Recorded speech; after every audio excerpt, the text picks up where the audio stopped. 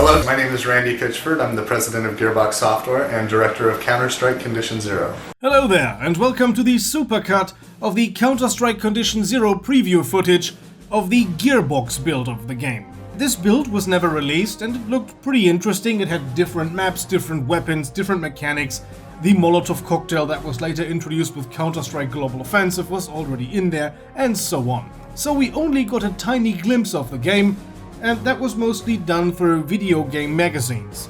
And for some reason, most of them German. And I have uploaded a few of these videos in the past with subtitles, but everyone hates to read and they do obstruct the picture a bit. So I have taken the liberty of translating everything, and then compile it together with all the available footage of the game into one big video. And before each of the little sections, I will give you a tiny introduction and then we'll go into the actual preview video. And if you want to just skip ahead, there are chapters in this video. Alright, let's go. We begin with the report of German Gamestar magazine. This is one of the oldest entries I have, and it still shows the very old Counter-Strike Condition Zero logo, which was only used for a very short time. In this clip we see DE Han Kagai, CS Damage and CS Cold Storage. All of these maps unreleased.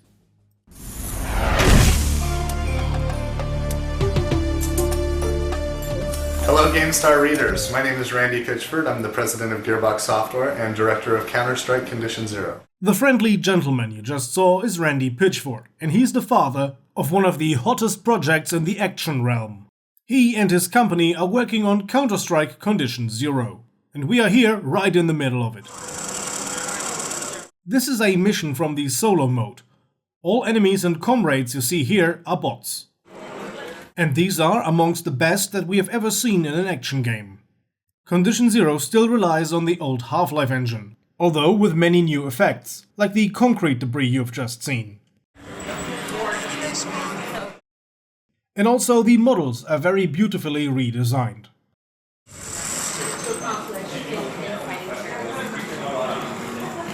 So, change of scenery. Here we are in a Persian city. Note the soldier's face. And the lovingly designed level textures. Ah, the terrorists.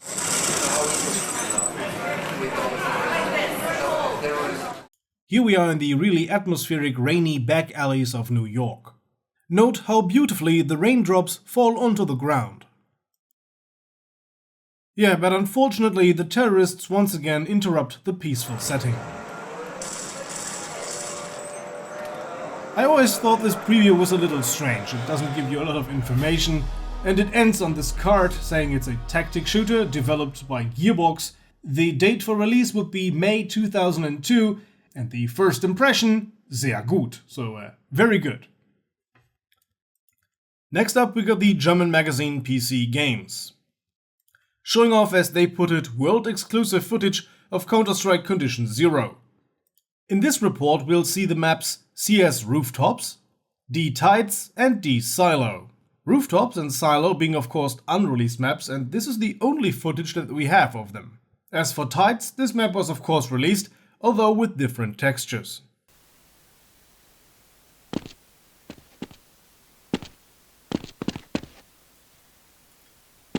These first scenes of Condition Zero you are seeing exclusively on PC Games. In the solo version of the multiplayer hit Counter-Strike, human teammates and opponents are being replaced by computer-controlled bots, which appear to be incredibly clever. You lead a team of 4 anti-terror policemen through 25 missions all across the world. You need to rescue hostages and stop bomb attacks. New mission objectives like leading the fight only armed with a pistol or surviving for 5 minutes in enemy territory, new weapons like the bazooka or Molotov cocktail, more maps and the heavily enhanced graphics turn Condition Zero into more than just a copy of the tactic shooter. It is a completely new gaming experience. And the best thing is, even on the internet you can use the new features and compete against other players. Owners of Counter-Strike will be able to enjoy the new things later via patch. Fans of action games with and without internet access should make a red mark on the month of May.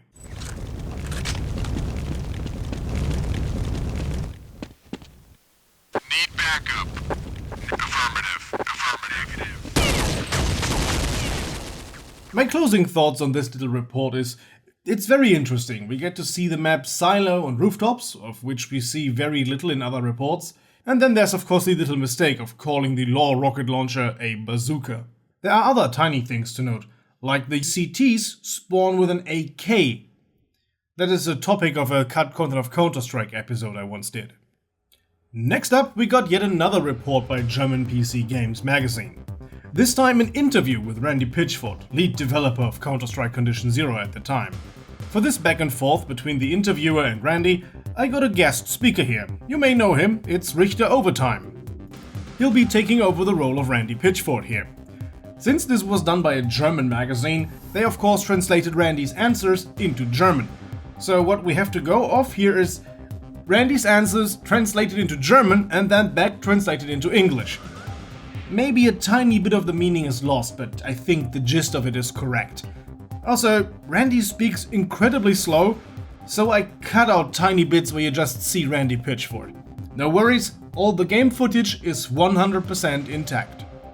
And in this report we'll see interesting maps like Vostok, Hankagai, Canals, Cold Storage once again, Arctic Biolabs, and Truth, back then still called CS Toruko. And then the video ends on footage of CS Damage.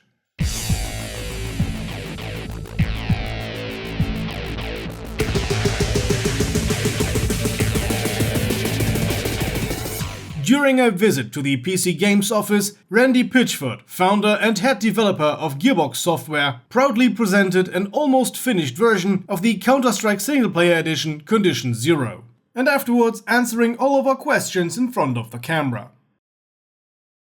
How did you come up with the new weapons? There was a few ways that we came up with the new weapons. Some just had to be in there, like the FAMAS, since we had the GIGN in the game, the French Special Forces. Some others we just considered to be cool, because we have seen them in movies. And then there were several that the fans wanted to have. In the end, we chose the weapons depending on if they suit the game's balance. Some enable completely new tactics. For example, the Molotov cocktails, with which you can temporarily block pathways. We also wanted to create new tactical solutions to old tactical problems. Why did you decide to control the bots with the radio commands known from Counter-Strike, and not build a dedicated command system like in Operation Flashpoint? When we talked about the command system, we looked at several other games and came to the conclusion that such command systems are often just a substitute for a bad AI. We hope that our bots are so good that you didn't even need to give a lot of commands. They adopt a player's style, they charge ahead or take cover with him if the player acts more defensive. How do you balance all the new maps for the multiplayer mode?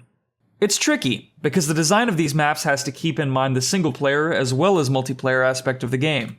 However, the single-player mode is very similar to the actual multiplayer.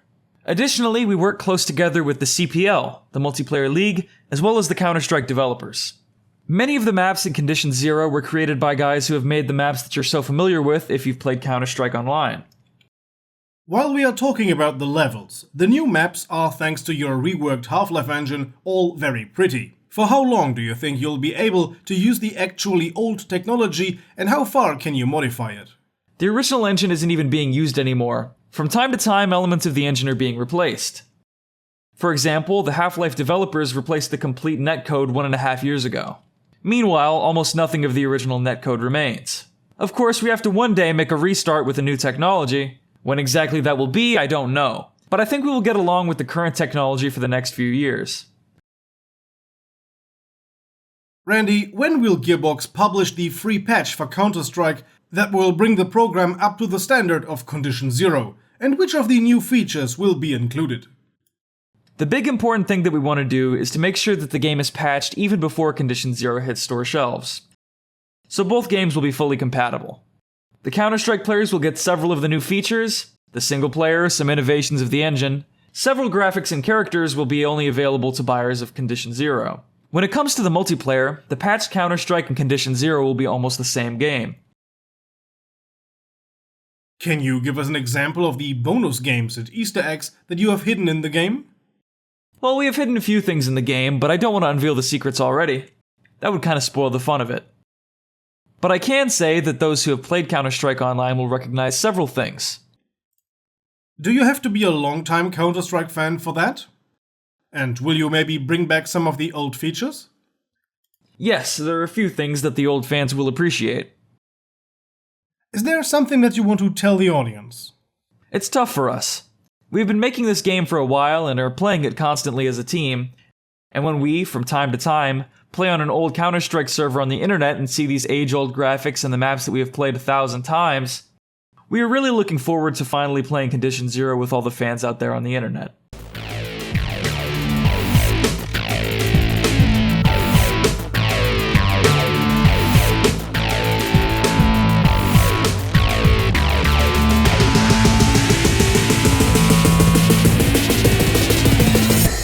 Before we talk about the actual video, a big thank you to Richter Overtime for providing a voice to Randy. Unfortunately, we just don't have access to the original recording where we could hear Randy's original voice, so yeah, this was great as well. Thank you very much. This report is one of the more interesting ones, especially because you do have a glimpse at so many maps that you don't see in any other reportings. For example, we can have a look at Vassal, that map taking place on a ship. This is one of the maps that was reused for single-player content in Counter-Strike Condition Zero deleted scenes. And in the end of the video, we have footage of CS Arctic Biolab, a map that I find very interesting. It was said that this was based or inspired by the horror movie The Thing, which is a pretty cool setting. Very interesting thing, the hostages here, they are kneeling on the ground, just like they would later in Counter-Strike Global Offensive. So many ideas that were later reused in Global Offensive were first tried out by Gearbox's version of Counter-Strike Condition Zero, and then of course all scrapped. And now let's find out who's the better Randy, Richter Overtime or Randy himself, because now we got an interview by Gamespot, an English language publication, so I don't have to do any translations here. Unfortunately, the audio quality is not the best as the recording is pretty old, but here you go, the real Randy. My name is Randy Pitchford. I'm the president of Gearbox Software. I'm director of development, also directing Counter-Strike Condition Zero. Obviously, the big deal is that it's now a complete game. There's a single-player game as well as the popular online action game. The single-player game takes a lot of cues from what makes the multiplayer game fun, but we're happy to be able to introduce it to folks that maybe are not connected to the internet or people that don't have broadband capability that aren't necessarily having a fun experience on the internet. The other thing we're doing in the single player and simulated multiplayer modes is to sort of bring people up to with their skills, teach people how to play the game in a safe and fun environment, kind of reward the new user a little bit more than what Counter-Strike currently does.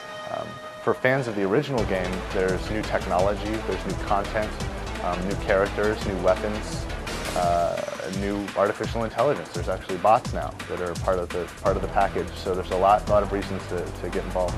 The single-player game is really exciting for us for two reasons. One, the subject matter is really interesting, even more so than when we started the game.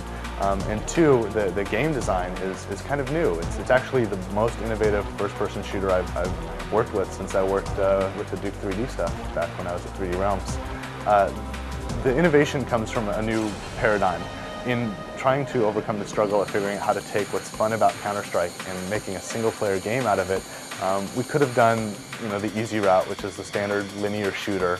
Just open up a room, wake up the monsters there, kill them, and then proceed to the next room. That's kind of boring to us now. We've kind of expended that. So we've actually taken cues from other games, even in the console world, games like Tony Hawk's Pro Skater, where there's lots of ways to approach an environment. In Counter-Strike Online, we become extremely familiar with these environments, and they're very solid, and they're designed to spend a lot of time in them.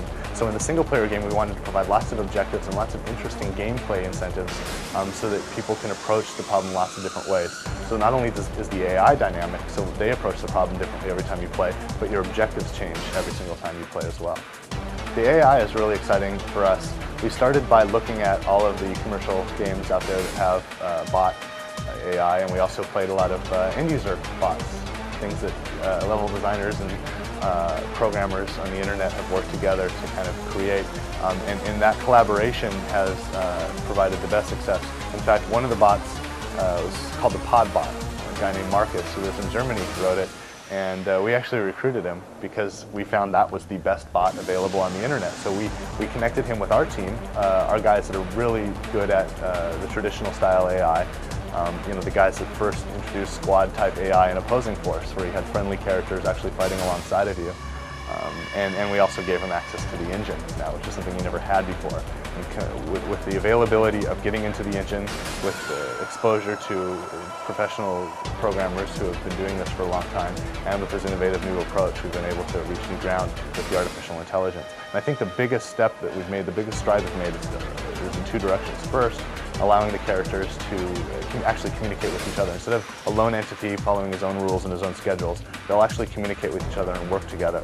If one guy is reloading, other guys will cover him if he asks for assistance, and that makes sense for that scenario. The other key thing that's improved the AI so much is giving them the ability to learn. If the player manages to find a way to exploit the AI, finds like a really sweet spot where you can snipe a guy every single time in the exact same place as they come around a corner, for example, the AI will start to learn this. And they'll learn it very quickly, and they'll avoid that location. In fact, they'll approach the problem from new angles. And it works vice versa. If they have successes in certain areas, they'll remember that as well and adapt their strategies. In the gameplay itself, some of the objectives that you'll do are narrative-based, things that we may already be familiar with, like rescuing the hostages or defusing the bomb or assassinating this target. But some of the new objectives are really interesting. They're more about the fun. We found all kinds of different ways to challenge ourselves in playing the game, and we wanted to encourage that, and we've created objectives around that. So we'll do everything from defending a location where I'll get my squad together and hold this spot, and we actually adapt the AI so they'll now assault the spot in units, in squads. And that becomes a very interesting, like, hold the Alamo situation. Other times it's almost nonsensical, like run around the map and collect these 5 objects which are hidden in these locations. We try to apply context. So it might be briefcases with secret documents or caches of money, things like that. But for the most part, it's for a gameplay mechanic. And some of them are really extreme. Don't really have a lot of logic to them at all, just for the sake of the challenge. For example, complete this mission getting 3 kills with a knife. That's a difficult task in a lot of cases. Or complete this mission without reloading your gun. So now I have to defeat my first enemy with the clip that I've got and make sure that when I kill my first target that I take his gun and kill the next one. I'm not allowed to reload if I want to achieve that bonus. It's kind of an interesting challenge. So we're able to encourage the player to think about playing the game in different ways, develop different skills, and use the full gamut of equipment and weapons that are available to them in the game, rather than just becoming comfortable and familiar with just one weapon that they use over and over again. As the squad leader, you're dealing with hotspots around the world. These include South America, where there's drug lords, and even the United States, where you deal with these militia extremists. Of course, you'll go to the Middle East, Arctic Russia, urban Europe, and even the Far East in Asian territories. And that's really exciting because it's kind of new environments for us. We've actually added quite a few new weapons to the game, added quite a lot of content, not just weapons. But the weapons are really exciting because a lot of the weapons we've chose to add new strategies and new tactical solutions to old problems in the game. Not flaws, but just tactical problems. For example, there's now a ballistic shield, which is a defensive device. I can actually absorb or repel all manner of small arms fire.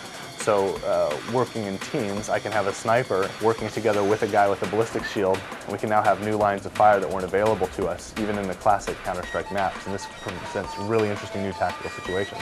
There's also new weapons like the Law Rocket, which this is an anti-tank weapon that's used as an anti-personnel device. It's really an interesting application for it. Some of the other weapons are great, like the M60 is very different from the existing, the SAW, the Para, because it allows you to really lay down suppressing fire. Obviously it's wildly inaccurate if I try to run around with it Rambo style, but if I hunker down and I really go cyclic with that thing, it starts to become really accurate, and I can lay down suppressing fire. We've also added detail to the characters, to all the objects actually, so that you'll see in the characters there's an improvement of at least 75% in the polygonal detail and texture detail of these characters. But we've done it without sacrificing frame rate because we've also added a level of detail system. So if you're comfortable running the game, running Counter-Strike with your machine now, you'll run Condition Zero just fine, but it may look better for you if you've got nicer hardware, which is a nice thing to add. Actually, one of the exciting things that's happened at GDC is Valve's announced Steam technology, and basically allows them to deploy content at will. Content could include updates to the code, And part of this effort that they've endeavored to complete is to defeat cheating once and for all. Obviously, you can't defeat it once and for all, so it's an ongoing process, and they've developed technology to do that. The Valve guys will actually be discussing this technology in more detail moving forward, but I think they're really excited to finally deploy something that they've been working on for actually about a year now to get rid of this problem on the internet. It seems like there's a lot more footage that was cut from this interview. Unfortunately, we don't have it. But once again in this video we see first up Diihan Kagai, canals, cold storage, damage, for the first time CS Jungle Camp, and Vostok again. In the video we see the tactical shield being used, back then only available with the 5.7, the Law rocket launcher, and in the background behind Randy on the monitor we can see the only footage that I know of an actual gas cloud from the CS gas grenade that was supposed to be in the game. And that was it with the interviews. Now it's back to regular reports with an issue of PC Action magazine, another German publication, so I'll be doing some translation again. And here we once again have very interesting maps to look at. Maps that we have not seen before.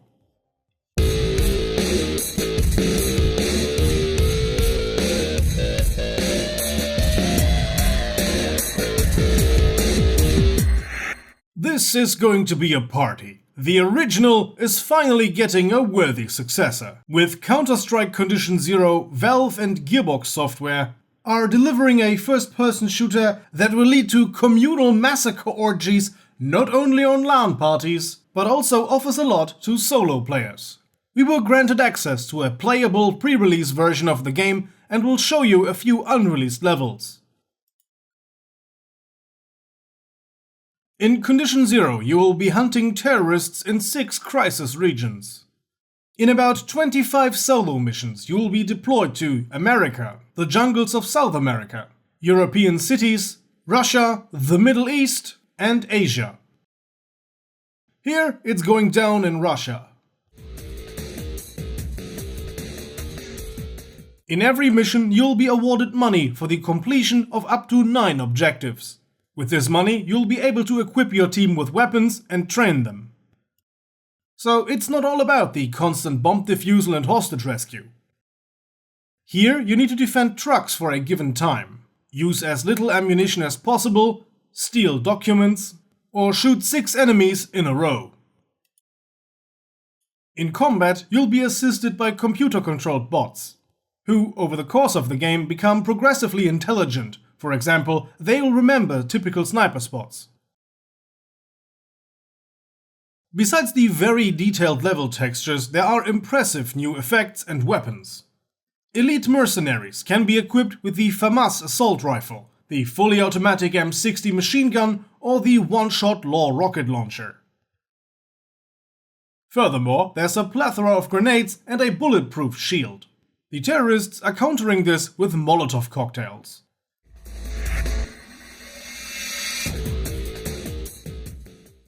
But do you even need Condition Zero, despite the new maps being made compatible with the old version of Counter-Strike with a free patch? Yes, you do.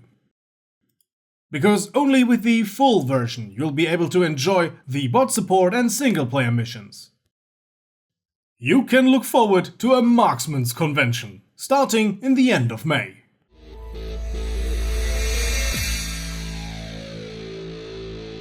As you might have noticed, PC Action is the little bit more edgy version of the other German games magazines.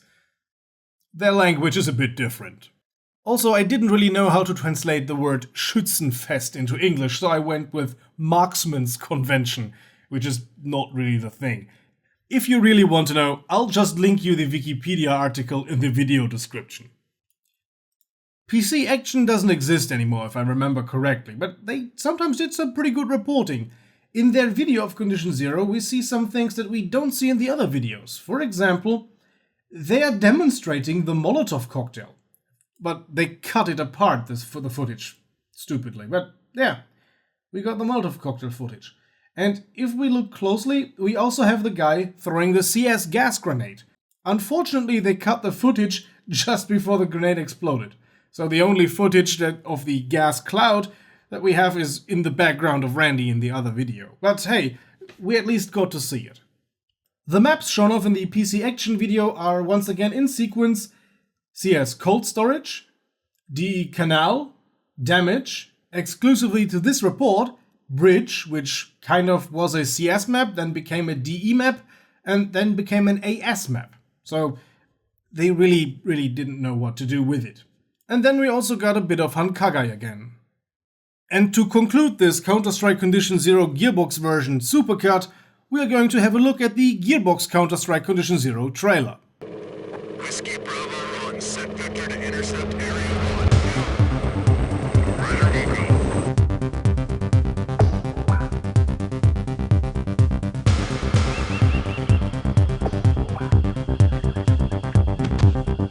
Silencio, no más.